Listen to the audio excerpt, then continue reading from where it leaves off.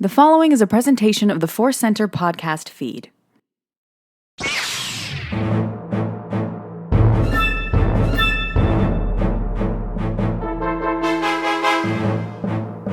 As Obi-Wan Kenobi once said, hello there, and welcome to Databank Brawl, the podcast where we learn about Star Wars characters, discuss them, share our little feelings about those characters, and then make them fight for our amusement and yours too.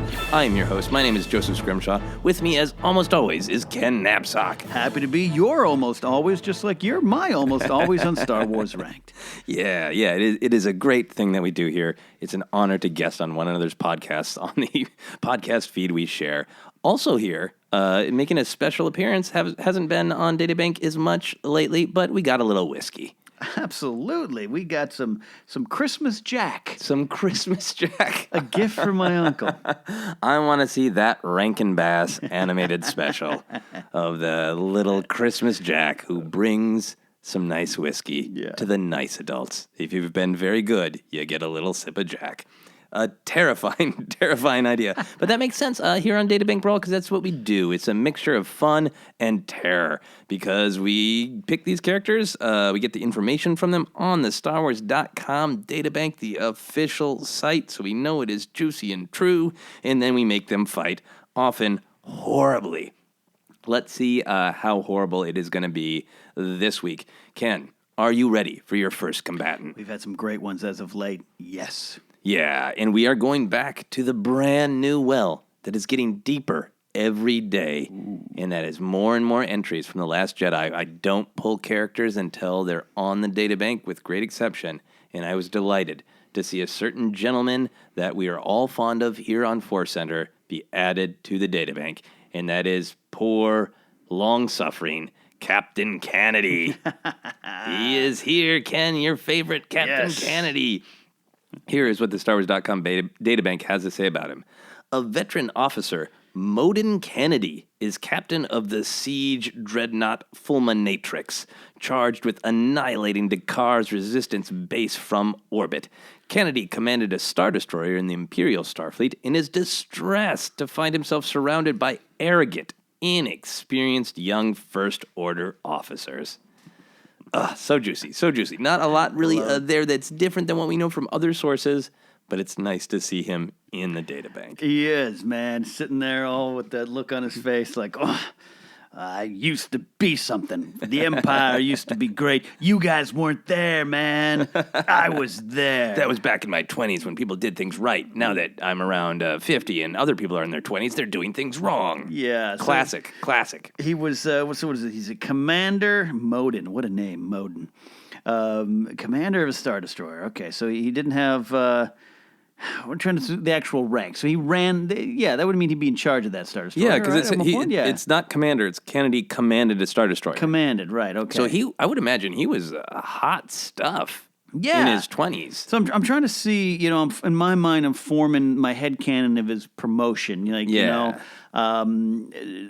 Was he a stormtrooper, or did he go the route of, was he just an officer? Did he start as an officer? Was he an enlisted man, I think stormtrooper. That's going to be my headcanon. It's because, you know what? He's got that meat and potatoes. Yeah. It's not that hard. This is the way it's done. He has such disrespect for Hux. Mm-hmm. Hux represents nepotism and doing things in unorthodox ways, maybe. Yeah. And I think he's rank and file. I think he came up the right way, and then what? Everything's falling apart? Okay, I'll go join this First Order thing. I like the way the Wikipedia is going a little bit more detail here, there. And they always do. And I think they might be pulling from other sources. I know he's in the Visual Dictionary, but it's he had this honorable and loyalty based side, and he demonstrated that trait until the very end when he became aware that the Fulminatrix had been defeated and there was no escape. He preferred to accept his fate at his defeat at the hands of his enemies and remained on his siege dreadnought rather than try to flee. I just don't think he had time. Yeah, but there is that one shot of him that does just look like, this is it. This is it. Yeah, this is it. So I love it. It's my obsession with Imperial officers apparently is transferred over to Captain Canady in the First Order. Yeah, and it is Captain Canady who also has that line of when a younger officer is saying they're never going to make it through our shields, like that's not what they're trying to do. They're blowing up our cannons, right? That is him, isn't it? It's him. No, it's like they'll never get through our shields. He's not trying to get through our shields. He's taking out our surface guns. Yes. It's just like you just love You it. are all idiots. I think there is something that's very fun about him. There's a lot in The Last Jedi that I think is accidentally generational, but it does really feel like, get off Snapchat and do your job. Totally. And again, you and I, and along with Jennifer, are so good here in Force Center. If I do say so myself, if we find these layers, we peel back the things. Peel But that Canady. We peel that Canady, But there is in the stuff in the beginning of this movie, there's layers that explains Hux, that explains the problems of the First Order, that explains why it might be doomed to fail unless a change in leadership happens, and it does. And a lot of it is in all these moments with Canady, home runs every time out. And as I said before, he's so great in Game of Thrones as the Shagga from the Hill Tribes who tries to kill Tyrion and Bronn. Tyrion talks him out of it. And the famous line from Tyrion of Shagga likes axes. This is the same guy. So it connects up to me in that world. So many great actors. So he is he a ginger? Like Hux, what is his physical appearance? He kind of is. So he is a human male. Hair color is orange-gray, and eye color blue, skin color fair. He is about 50 years old-ish. He's mid-50s, and he's got that real upright posture, hands behind his back, at attention, glower on his face, just doom and gloom kind of lip line there. He's all business. Yeah. And I think another central thing is that his other famous line from this movie that only recently came out is about how they should have scrambled the TIE fighters 5 minutes ago, right? 5 minutes ago. Which points also to, hey, maybe I'm the one Imperial who realizes they always find a way to blow it up. Mm-hmm. No matter how big we make it, no matter how many shields, no matter how many guns, he's cautious, right? Yes. He's like, they could find a hole somewhere. Yep. So I think we should remember that. Yes. As Captain Canady does some combat here on Databank Brawl. Any other thoughts or feelings or info? No, other than I'm serious. One of my favorite Star Wars characters ever. He is pretty great. And he is going to go up against a character that I was worried about going into The Last Jedi and ended up being just fine with. And in fact, intrigued by, which is why I pulled this character for a fight against Captain Canady, and that character is BB-9E. Oh, wow. Here is what the databank says. The First Order benefits from the latest technology, and its warships rely on dark, gleaming BB astromech units to keep machinery operational and ensure procedures are followed. Assigned to the supremacy, BB-9E keeps a sharp photoreceptor out in every spectrum for infiltrators, saboteurs, and other threats to Supreme Leader Snoke's flagship. So there's a lot of interest to me here, that this answers, without a doubt, this movie. BB units are a general unit. That's the way these droids are made now. But that the First Order would only take black ones. Do they have, like their ironing room, do they have a spray paint room? They buy normal, just off the market, off the shelf BB units? Like, no, spray paint them black. Hey, they have an aesthetic. They like to keep to it. I can appreciate that. Everything is, unified and in the way it's supposed to be, and that includes little black balls rolling around. Do you got any other information on Wikipedia? And then we can talk a little bit about this character and their role in the movie. Yes, his sensor color red, plating color, as you said, definitely black. And his length is less than 0.67 meters. And he's got that, the round ball, the BB unit there, but he's also got more of a flatter head. Oh, yeah. Flat top. He's got a nice haircut you can set your watch to, as the Simpsons would say about Johnny Unitas. And I like that, man. He's got a rigid, controlling head. Yeah. Hard lines everywhere. When I saw BB-9E in promotional stuff, I was afraid it was going to take away from the uniqueness of BB-8, and I was afraid it was going to be an overly cutesy that they were going to have a droid fight. Yes. That their appendages were going to come out and they were going to slap appendages and it would be some cute competition.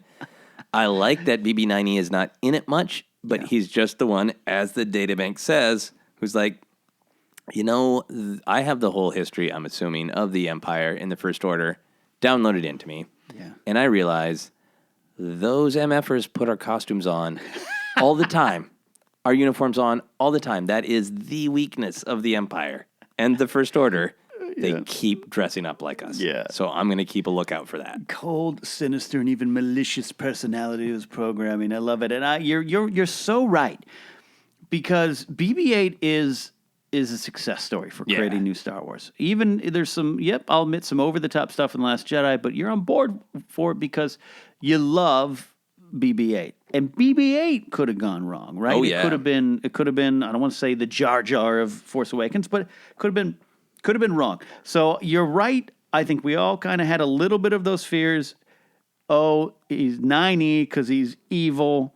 He was nicknamed BB-Hate on set of Last Jedi, by the way. And the fact there was Funko Pops of him and everything, it was like, okay. And part of that for me might have been the droids, BT and 000 from Dr. Aphra. Yeah, and Darth Vader, right? And Darth Vader, where they originated in the Vader comic there. And I like these characters, but they are over-the-top evil versions of C-3PO and R2-D2, basically. Yeah. And they factor in. I'm okay with them, but there's some times where it's like, ooh, I'm glad I'm not seeing this on a movie, right? Yeah. And so I thought we were going to get it. And we didn't. And he stayed true to his character and this little droid and his one little moment, that the way he turns his head, the way they have that work where he's like, ooh, wait a minute, there is character in that. And the way he rolls on up with the First Order, with it has the First Order Security Bureau guy who is another Game of Thrones actor too. Yeah. He's Dagmar from the Greyjoys, and he's also in the British Office. I forget his name. He's also the villain in First Night with Richard Gere and Julia Ormond and Sean Connery in 1995. Forget his name. Gosh, it's a shame. Oh, but yeah, he's great in the Office. Great. Yeah, he's got just he's the out of town salesman. He's there for a bit, but so this character, just the right amount. Droid works. Yep. Glad we got it. I love that BB-9E gets to roll in first, so he can really have the haha, I got you. Yeah. Yeah. It is, it's very, very well handled, and I like what it says about the First Order, that there is a lot of hubris, connecting back to Captain Canady, that other people aren't noticing this box rolling around incorrectly. Yeah. And he's like, nope, I need to zero in with my photoreceptor. All right. I think we know everything we need to, so let's fight. Yes. Now, we go crazy here on Databank Brawl, but the one thing I'm kind of uptight about is I like to stay true to timelines of when characters died. Yeah. So this has to be before the horror of the Fulminatrix. Yes. Where Captain Canady was not listened to and paid the ultimate price. It's so fun on Databank Brawl. We try to stick to canon, even though we are intentionally destroying it at the same time. So you're right. So this, to me, actually means it happens before The Force Awakens. Well, it could be. There's days in between there. Oh, yeah. It could be right on the way Could over. be right on the way over, Bear. But I want to say it's in the build-up towards the events of The Force Awakens. Okay, yeah. I like that. All right. So the First Order at this point, the Fulminatrix at this point, because we could have this take place on the Fulminatrix. This could happen on the Starkiller base. BB-9E is stationed on the Supremacy. Obviously, people bop over to the Supremacy anytime they need guidance from the higher-ups. So, Ken, you love the baddies. You love the ships and technology. Do you want to play on one of these ships in particular? Yes. I think this needs to happen on the granddad of them all, the Supremacy. Okay, so this is on the Supremacy where BB-9E is stationed. Yeah, because the First Order probably has some business meetings. All right? Oh, yeah. We know the Empire did. Krennic and Vader had a business meeting, had an employee evaluation session in Rogue One. The First Order wants to do everything bigger and better. So bigger and better. Just like on the Death Star, they have those little cups, but they're bigger. Yeah, and it would be just like Armitage Hux to call a meeting of his captains and top leaders, and even though the technology exists for Canady to do it on the Fulminatrix, I've got to go to the damn ship. The kid's making me be in person.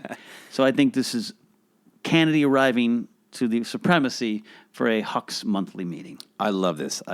Yes. I think Canady and many other great officers whose names I don't have memorized yet, but I will. Damn Yes, it. we will. Out of desire and trivia.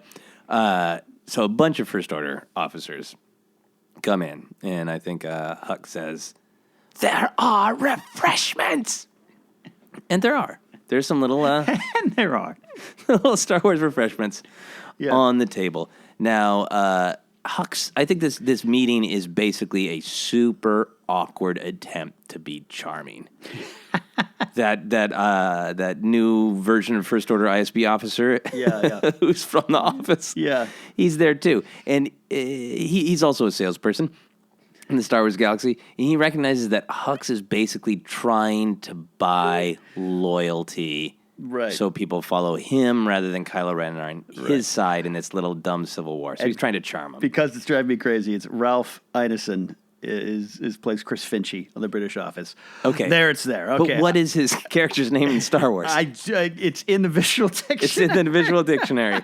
Get used to hearing that for a little while. I had to because clear- I know I looked at it earlier today and I tried to stuff it into my brain and it didn't make it in. Yeah. But it will. It will. will. I mean, I obviously. All right. I'll try to find it out. It's not popping up immediately because why would it? Yeah. Why would it? But it'll be okay. here soon. So this is just a super awkward Hux basically trying to say what a good job everyone is doing, Right. and how much they're going to be even tighter as a army if they just follow all of these principles. Yeah, and I think this is also to be like, and we have plans for the grand opening of Starkiller Base. It's being worked on. Refreshments will be there as well. Sorry, I cut you off. Bad improv. No. It's a good improv when we're going to say the same thing. Yeah. Yes, he's really on about the refreshments, and I think this is bugging the crap out of Canady. Right. He's like, it's not. I think he actually leans over and says, like, it's not about refreshments. It's you only get respect by doing a good job. I don't care how many kalingas, which is the Star Wars word for donuts. Kalingas. I know, it's right on the edge of another word. It just came out. We're going to roll with it, though, here. Star Wars donuts are called kalingas. You're on Databank Brawl. Going to bump up the iTunes explicit warning here. But yes, and he does. And he's leaning over to the officer that's in the Force Awakens, who's the female officer that's like, when the TIE fighter crashes back down, she's like, it's heading towards the Goes on Badlands on Jakku. So she got the big eyes, and he leans over and he says this, and she just kind of looks over at him and is like, yes, sir. He's just like, that typical.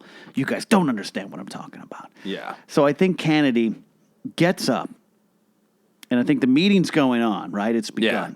Yeah. But he gets up, defiantly walks over to the refreshment table. Yeah. And while Hux is like, and that, okay, I'll continue. And Canady takes 2 kalingas. And BB-9E is in the room just recording the message for posterity, for the meeting for posterity. And he just does that head turn. And he focuses in. Zooms in. And on his screen, if you're looking out through his eyes, his photoreceptors, it just says, refreshment violation. More than one. More than one obtained. Moden Canady suspect. Yes, absolutely. And I think what happens is Canady turns with his ill-gotten kalingas, and he just marches out and he says, Hux, I will follow up with you later. Yes. And he marches out, and BB-9E follows. And he takes a big bite of the first kalinga. Oh, big one. It's a jelly-filled kalinga, and it explodes on his mouth. He's a man of order, so he's just wiping it off. Yeah. Starts wiping it off, and suddenly, wham, right into the back of his ankle, he feels something hard, and his ankles are 50-year-old ankles. This is not good. BB-9E has rolled up into him, and BB-9E just starts squawking away. Just beep, beep, beep, beep, beep, beep, beep. It's like BB-8, but real ugly. And Canady turns around, and he kicks, like he pushes. Oh, yeah. Much like Poe would rub BB-8's tummy. Yeah, little scritches, yeah. Yeah, Canady kicks BB-9 like a dog he hates, just kind of like, get away. You know, back in my day, we had astromech droids. Those droids knew how to compute. They knew what they're doing. You were just a beach ball from Scarif with a bad personality. We had RA-7s, which some people colloquially call Death Star droids. They were great. They followed our orders. Now, BB-9E does not like this. BB-9E clearly has something special going on because he's got a name. And other BB units, I think, in the First Order are not as highly valued. Right. Because it's kind of a lot to have a name. Yeah. Because it could just be, there's another BB unit, why do they need a designation? So I think BB-9E has a dangerous amount of personality for the First Order and a strange loyalty to Hux. I think Hux gives him extra juice, extra refreshments. He's always charged up. These refreshments which I'm giving to you. So I think BB-9E knows in his violent little droid heart that he wants to retaliate, but he needs to make it look like an accident. So Canady turns to walk away again. BB-9E rolls up in front of him, gets back in front of him, blocking him again. He pulls out of his little spherical body. He's got a little cup of calf that he was about to deliver. Yeah. And he just throws burning hot calf in Canady's crotch. Yeah. How is that for alliteration? Well, you know, it's a little known fact that Hux always needs calf on demand. Oh, yeah. Yeah. So he throws the calf. Yeah, hot calf right in the crotch. Right in Canady's crotch. And Canady just looks down, looks around. Is anyone else around? Is he going crazy? And looks down, and BB-9E's rolling away. He said he doesn't want him to He doesn't want to be caught. Yeah. So he started rolling away, and Canady's like, "Don't you roll away from me. I should have kicked you 5 minutes ago. Yeah. I'm telling you right now, I don't need to be in that meeting. You tell Hux, I know you're his personal little ball. You tell him I don't care. I've got my refreshments that he loves so much, and I'm heading back to the Fulminatrix. I don't need to be here. This is an insult." Yeah. Now, I think he says all that, and he is trying to retain his decades of pride and, stiff upper lip and straight back, but his crotch is on fire. It's burning. That's not armored down there. He's an officer. No. So he is trying to walk upright, in the pain and the anger is growing inside him. BB-9E will not let it go. I think Canady turns down a less trafficked hallway. Yeah, turns down. BB-9E kind of does that sideways glance again and comes spinning around the corner. Canady turns around, kind of back. He's a little hunched over, like you said. He's in pain. He's got Anakin on Mustafar going on in his crotch right now.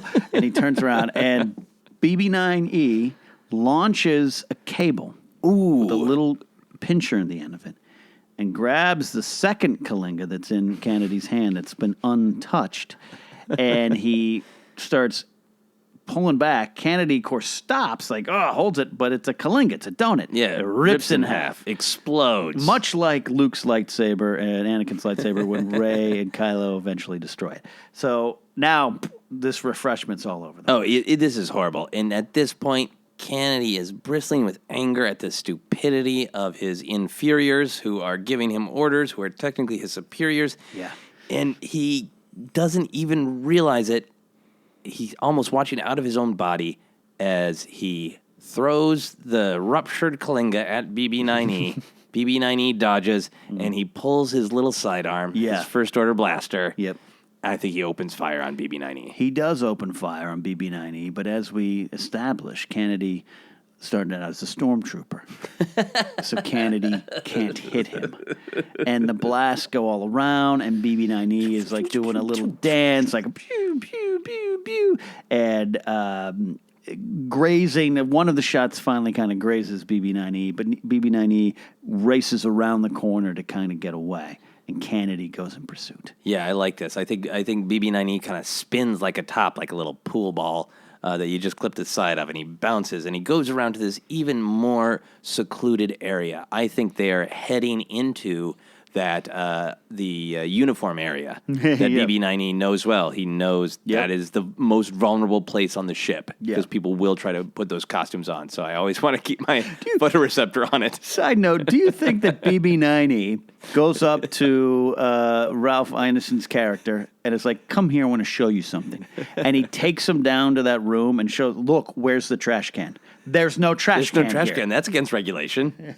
What can, these costumes are gone, and they fit FN 2187. Yeah. It all checks out. All checks out. That's the kind of wisdom we're working with, BB-9E. Yeah. So they roll in there. Yeah.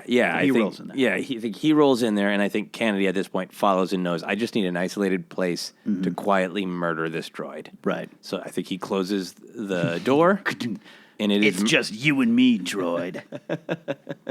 I should have shot you 5 minutes ago.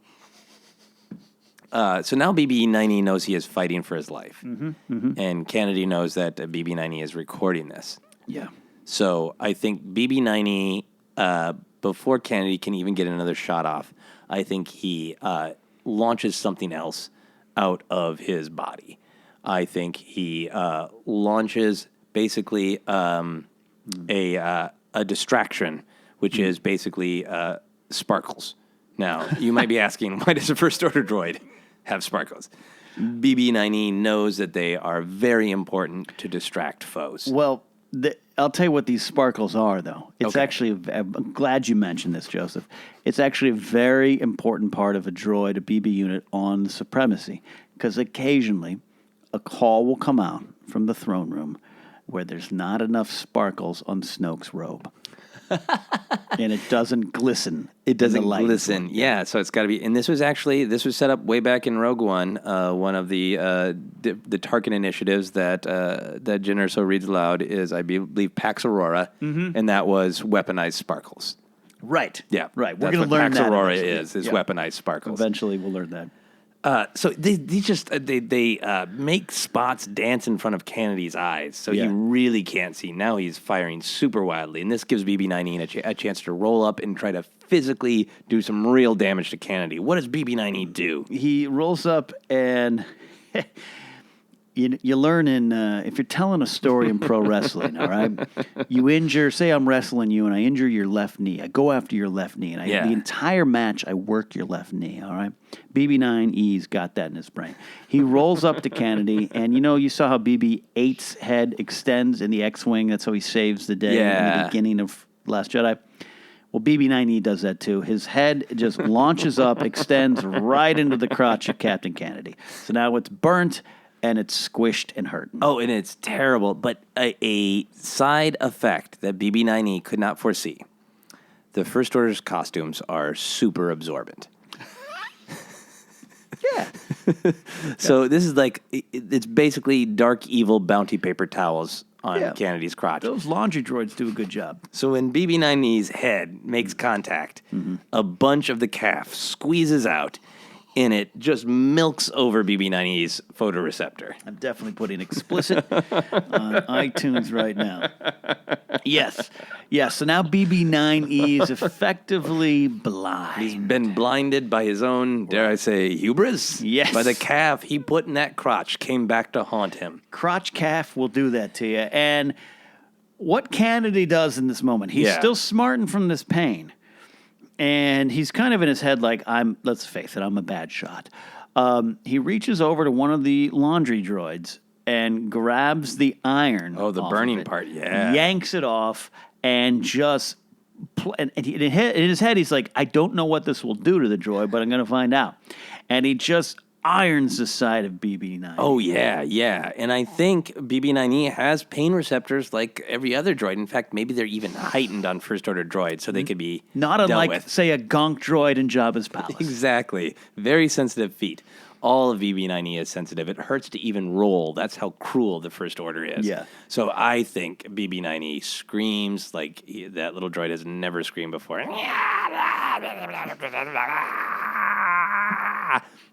And I think Canady drops the iron, and I think BB-9E's head is still extended Yes. on that little tendril. And I think like in the early questionable days of Simpsons, where Homer would choke Bart, I think that Canady grabs that tendril and just starts. Why you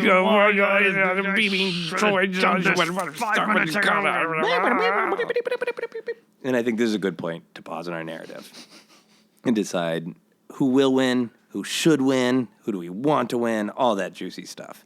Wow. Wow. Yeah. So, It's an extra disgraceful episode of Databank Brawl. I mean, I would not have thought that you would have made it possible for me to root against Captain Canady. Oh, wow. Because I love him. But I look at BB-9E, and, rules are rules. Yeah? The First Order is about order. And sometimes you either die a hero or live long enough to be the villain. And Canady's a hero. He's from the old empire, but he's not playing ball. And sometimes you have to step back and let the new kids rule the day. He's not playing along. He is not playing ball. He is choking ball. Yes. Yes. Quite literally. So you feel that BB-9E has the right to become the victor because Canady is breaking his own rules. Canady is really fighting against himself because he let his annoyance with Hux get the better of him. Yeah. And then that has just turned into this avalanche of poor decisions. Right. Okay. So I think Canady has to have this epiphany. Yeah. He's choking. BB-9E is screaming, confused, random appendages popping out, trying to address this. And Canady takes a step back and just realizes, this is not who I am. And he drops the droid, and he says, I am going to wipe your memory. No one must know of this. Yeah. So I think he thinks he has physically defeated BB-9E, and he thinks he can just reach down and let's say Canady carries on him a droid memory wiping device. Right. Because I like inventing new things in Star Wars. Yep. You can just hold him up and you can just zap him. Yep. So he drops BB-9E, clunk. He rummages in his orderly pockets.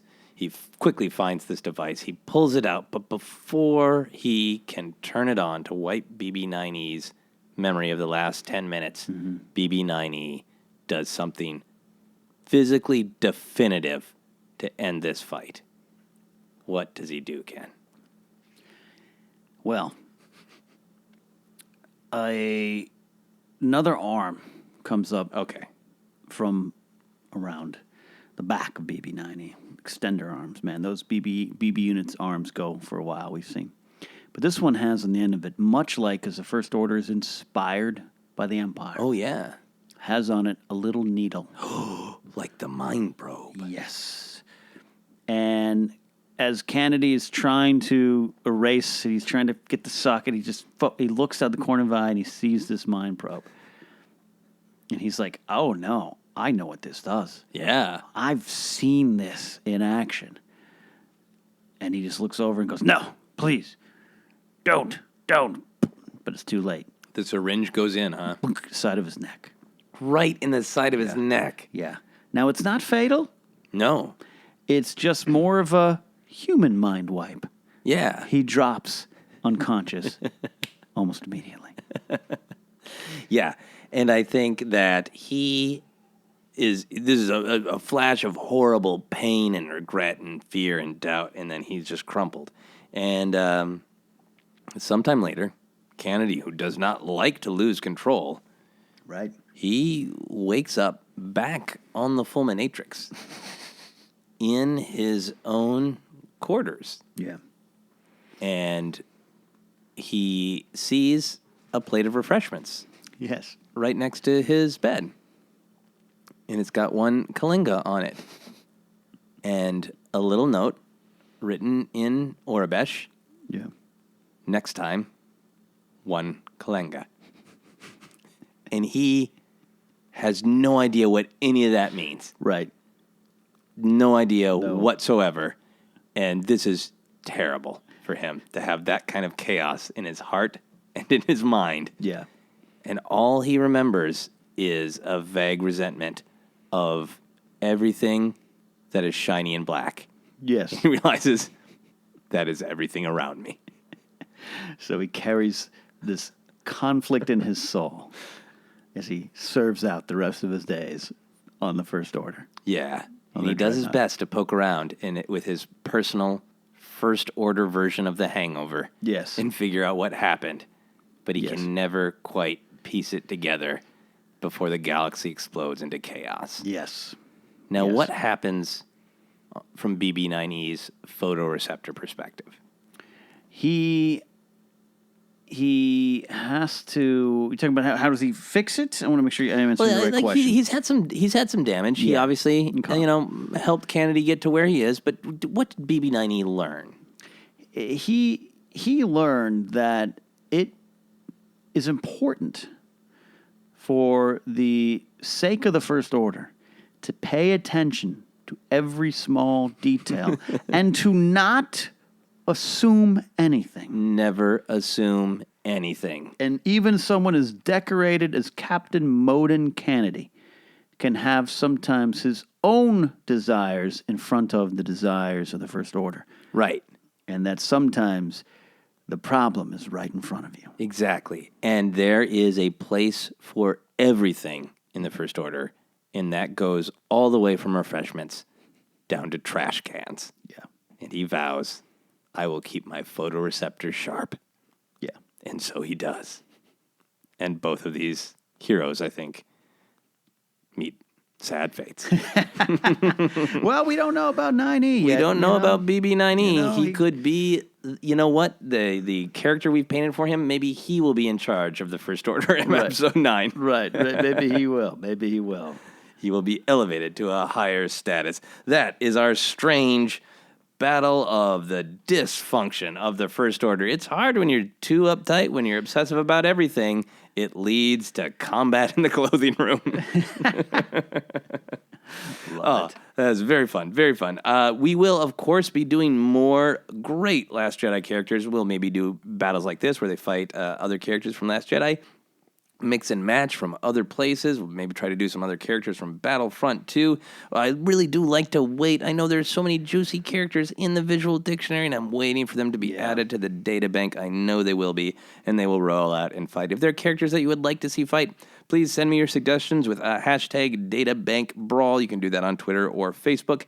Ken, where can people find you? You can find me at Ken Napzok, also of the podcast, The Napzok Files, and I talk about Game of Thrones daily on the app Anchor with the show Daily Thrones. That is great. And of course, we'd like to do a shout out and a thanks to Tony Thaxton for our theme music here on Databank Brawl, both the original intro and the fun pop rock outro that you are about to hear. You can check out his Patreon that's just under Tony Thaxton. He makes Star Wars music like that all the time. You can check out our Patreon at patreon.com/ForceCenter. And of course, you can check out our merch at tpublic.com/user/ForceCenter. You can also find out about shows that I'm doing on my website at josephscrimshaw.com. You can also find me on Twitter and Instagram as at Joseph Scrimshaw. You can like Force Center on Facebook and follow us on Twitter as at Force Center Pod. And until next time, as Luke Skywalker once said while no one was really listening to him, I care. That's it for Databank Brawl.